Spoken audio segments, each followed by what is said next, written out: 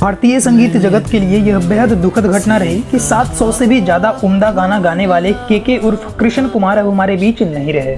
53 साल की उम्र में अपनी खूबसूरत आवाज और बेहतरीन यादों को छोड़ के ने सभी चाहने वालों को अलविदा कह दिया। संगीत प्रेमियों के लिए के का जाना बेहद निराशाजनक है।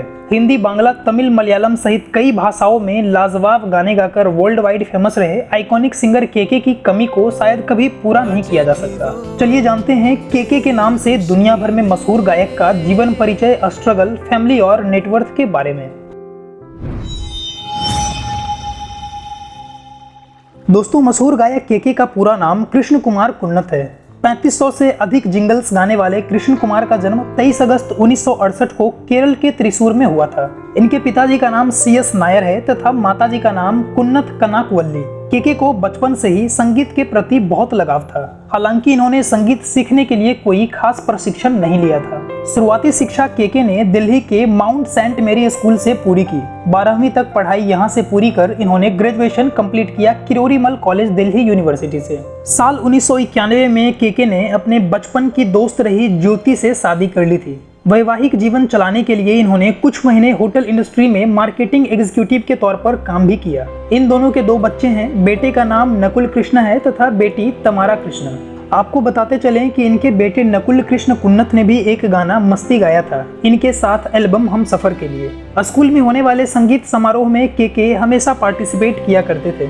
इस वजह से इनकी प्रतिभा को देखते हुए वहां के प्रधानाध्यापक ने इनके पिता को सुझाव दिया कि वो कृष्ण कुमार को संगीत का प्रशिक्षण लेने के लिए एडमिशन करा दें।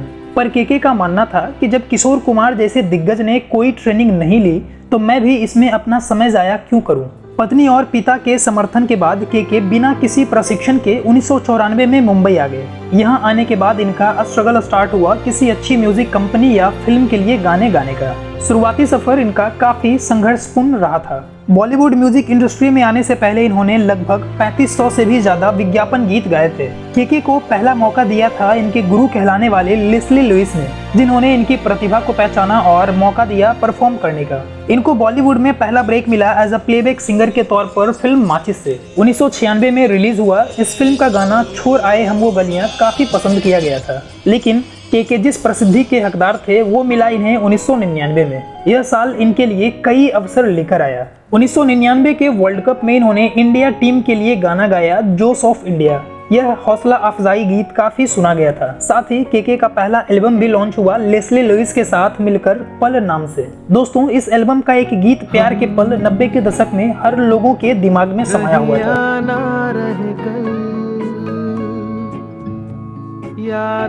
इस एल्बम को सर्वश्रेष्ठ एल्बम स्टार स्क्रीन अवार्ड से सम्मानित भी किया गया। आपको एक मशहूर गाना याद होगा, यारों।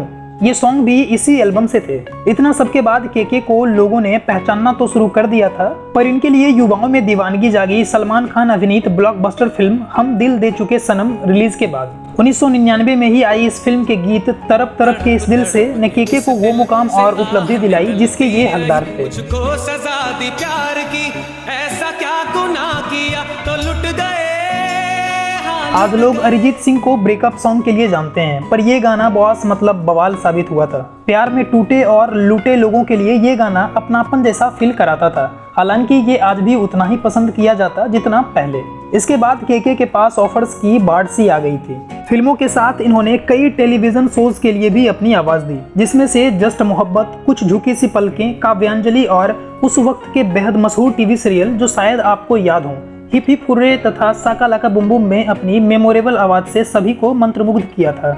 यही नहीं, हिंदी गानों के अलावा इन्होंने कई भाषाओं में अपनी मेलोडियस आवाज दी। AR रहमान के साथ इन्होंने कई ऐसे गाने गाए जो उस वक्त की सबसे हिट सॉन्ग थी। पार्टी, फंक्शन हो या क्लब, हर जगह इनका गाना सुनने को मिल जाता था। कृष्ण कुमार का पहला तमिल गाना AR रहमान के साथ कल्लूरी सलाई था। आपको बताते चलें कि 2007 की हिट फिल्म तारे जमीन पर का एवरग्रीन सॉन्ग माँ के ने ही पहले रिकॉर्ड किया था, पर बाद में कुछ वजह से ये शंकर महादेवन को दे दिया गया। साल 2000 के बाद इनके गाए गानों में से लगभग सभी ब्लॉकबस्टर रहे, जिसमें से सच कह रहा है दीवाना, आवारापन, बंजारापन, तू ही मेरी सब है, बजरंगी भाईजान का तू जो मिला और 2007 में आई भूल भुलैया का लबों को बहुत ही ज्यादा पसंद किया गया। के ने साल 2008 में हम टीवी पर प्रसारित होने वाले पाकिस्तानी शो द घोस्ट के लिए तन्हा चला नाम का गाना भी गाया था, जो बहुत पॉपुलर हुआ। वहीं इनका 1999 के बाद दूसरा एल्बम 9 साल बाद 2008 में लॉन्च हुआ हम सफर के नाम से, जिसके सारे गाने माइंड ब्लोइंग थे।